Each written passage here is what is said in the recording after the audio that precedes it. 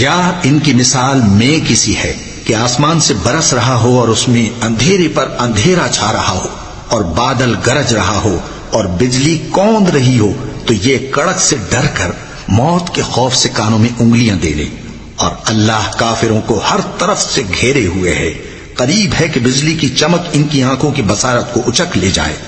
جب بجلی چمکتی اور ان پر روشنی ڈالتی ہے تو اس میں چل پڑتے ہیں، اور جب اندھیرا ہو جاتا ہے تو کھڑے کے کھڑے رہ جاتی ہیں.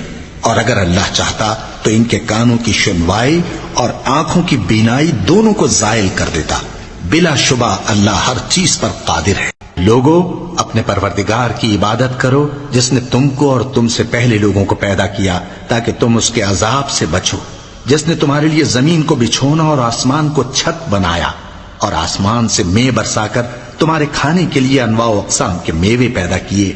بس کسی کو اللہ کا ہمسر نہ بناؤ، اور تم جانتے تو ہو